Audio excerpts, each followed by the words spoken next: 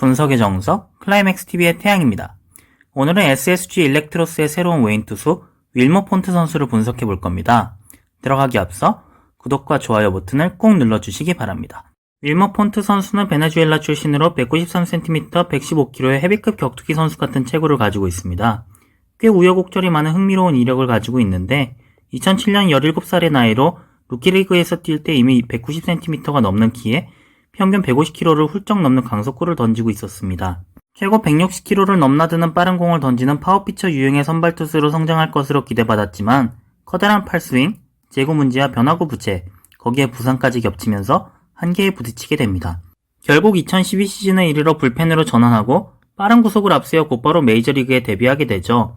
그러나 2014 시즌 어깨 부상을 당하면서 방출을 당하고 캐나다의 독립리그까지 전전하는 신세가 되고 맙니다. 그럼에도 야구를 포기하지 않았고 선발 투수로 복귀하여 투구하던 끝에 자국의 독립리그를 유심히 지켜보던 캐나다 팀 토론토 블루제이스의 유니폼을 입게 됩니다. 2017 시즌 LA 다저스와 마이너리그 계약을 맺었으며 다저스 트리플 A 팀의 코칭을 적극적으로 받아들이면서 트리플 A, 그 중에서도 퍼시픽 코스트 리그 최고의 선발로 성장하게 됩니다. 그러나 메이저리그의 벽을 넘지는 못했고 가장 좋은 활약을 보였던 2019 시즌도 오프너 이상의 모습은 보이지 못한 끝에 2020 시즌을 끝으로 아시아행을 선택하여 SSG 일렉트로스의 유니폼을 입게 되었습니다. 작년 기준으로 평균 153kg에서 최고 158kg라는 어마어마한 강속구를 던졌습니다. 2020 시즌 한국 프로야구 선발 투수 중 가장 빠른 공을 던졌던 투수는 두산 베어스의 알칸타라 선수로 평균 151.6kg의 공을 던졌었죠. 알칸타라 선수보다 빨랐던 건데 선발 투수로 던질 경우 평균 구속이 조금 저하된다고 해도 폰트 선수가 한국 프로야구에서 가장 빠른 공을 던질 가능성은 매우 큰 셈입니다. 빠른 구속을 가진 만큼 패스트볼에 대한 의존도가 높은 투수로 포심과 투심 패스트볼의 두 가지 속구를 구사하며 변화구로 커브와 슬라이더, 스플리터를 던집니다.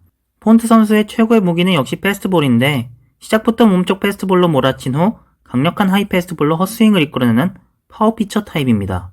트리플 A 통상 9이닝당 볼넷 수준의 2.6에 그쳤는데 제구 자체도 뛰어났다는 의미지만 눈여겨볼 부분은 9이닝당 삼진 수치입니다. 트리플 A 통상 9이닝당 삼진 수치가 11.0으로 그야말로 리그를 폭파시키는 수준의 엄청난 구위를 보였다는 의미입니다. 제구력 자체도 좋은 편이지만 구위가 리그 수준을 한 단계 뛰어넘은 수준이다 보니 타자들이 상대가 되지 않아서 제구 문제가 불거질 일이 아예 벌어지질 않았던 것이죠. 이러한 경향은 강한 타구 투자 성향을 보이는 퍼시픽 코스트 리그에서도 마찬가지였습니다. 2017 시즌 다저스의 트리플 A 팀 소속으로 11.9라는 가공할 만한 9이닝당 삼진 수치와 2.3으로 뛰어난 9이닝당 볼넷 수치를 선보인 것입니다. 거기에 당시의 9이닝당 피안타 수치는 단 7.6개로 트리플 A에서는 거의 상대가 없는 수준의 안타 억제력을 선보였습니다. 강력한 하이 패스트볼 하나로 투수의 무덤으로 악명 높은 퍼시픽 코스트 리그를 평정할 정도로 어마어마한 위력의 패스트볼을 가진 것이죠. 이번에는 폰트 선수의 메이저리그 스카우팅 리포트 변천사를 주목해볼 필요가 있습니다. 만 17세부터 최고 157kg에 달하는 패스트볼을 던지고 있었으며 팔스윙이 커다랗고 별다른 변화구가 없다는 단점이 있었지만 엄청난 신체 능력을 보여주면서 미래의 메이저리그 1, 2선발감으로 기대를 받았습니다. 타고난 피지컬, 압도적인 운동신경 등으로 꾸준히 성장하면 160kg를 쉽게 뛰어넘는 파이어볼러가 될지도 모른다는 엄청난 기대를 받았지만 만 20세가 되던 2010년에 토미존 수술을 하게 되고 패스트볼 구속의 성장은 여기서 그치게 됩니다. 그리고 10년 뒤 패스트볼은 더욱 강력해졌고 무브먼트까지 실리면서 더욱 매력적인 구종이 되었지만 변화구들은 여전히 평균 혹은 그 이하에 그치고 있었고 약점이었던 커다란 팔스윙과 커맨드 역시 개선되지 않았습니다. 제2구종이 받쳐주지 못한 결과 패스트볼 하나라는 단일 구종만으로 메이저리그 무대를 이겨낼 수는 없었고 메이저리그 무대를 떠나야 했던 케이스였죠. 하지만 앞서 말한 약점들은 어디까지나 메이저리그 기준으로 한국 프로야구 기준에서는 대부분 상쇄되거나 크게 문제가 되지 않을 약점들이라고 할 수 있겠습니다. 리그 수준 차이 때문인데요. 예를 들어서 메이저리그에서도 플러스 구종으로 여겨졌고 퍼시픽 코스트 리그를 그야말로 폭파시켰던 패스트볼은 한국 프로야구에서는 최고의 구종 중 하나가 될 가능성이 매우 큽니다.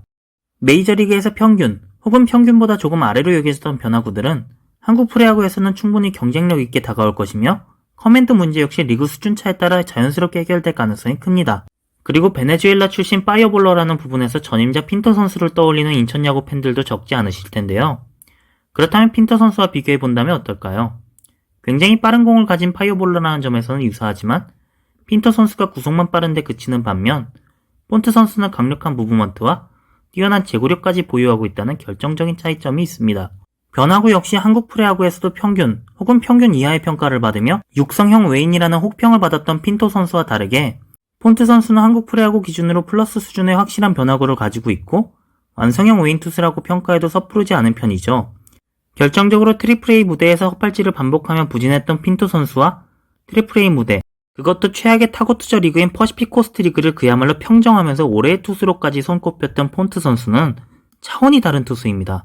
핀토 선수가 혹시나 하는 마음으로 기도하며 긁어보는 외인 투수에 가까웠다면 폰트 선수는 역시나 하는 마음으로 열어보는 외인 투수에 가까운 셈으로 두 투수의 비교는 폰트 선수에게는 다소 억울한 수준입니다.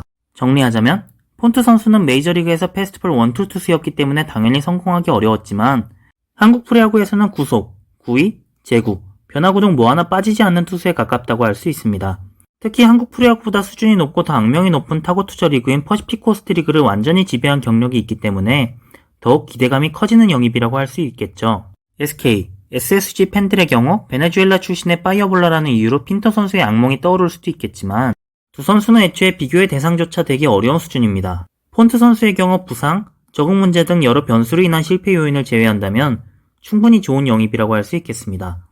다만 팔스윙이 커다란 편이고 아직까지 한 번도 150이닝을 넘겨본 적이 없는 만큼 이닝 소화력에 물음표가 있어 투수 코치의 적절한 관리가 필요합니다. 이제 채점을 해봐야 할 텐데요. 그동안 윌머 폰트 선수가 보여준 퍼포먼스와 메이저리그 스카우팅 리포트, 각 리그에서 기록한 비율 스탯 등을 감안했을 때 28신 모델에서 윌머 폰트 선수의 점수는 다음과 같습니다.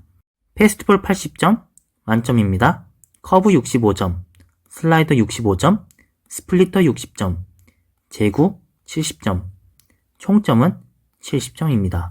풀타임을 소화한다는 가정하에 확실한 1, 2선발급 활약을 해줄 수 있는 강력한 선발 투수라는 의미입니다. 문제의 소지가 될 만한 요인 자체도 그렇게 많지 않기 때문에 스카우트로서는 충분히 최선을 다한 영입에 가깝습니다. 과연 폰트 선수는 부상 등 변수들을 이겨내고 SSG의 첫 번째 성공작 외인 투수로 역사에 남을 수 있을까요? 그렇게 된다면 폰트 선수는 인천 야구 팬들의 눈물을 조금이나마 닦아줄 수 있을지도 모릅니다. 오늘 준비한 소식은 여기까지입니다. 재밌게 보셨다면 구독과 좋아요, 알림 설정까지 꾹 눌러주시고요. 지금까지 클라이맥스TV의 태양이었습니다.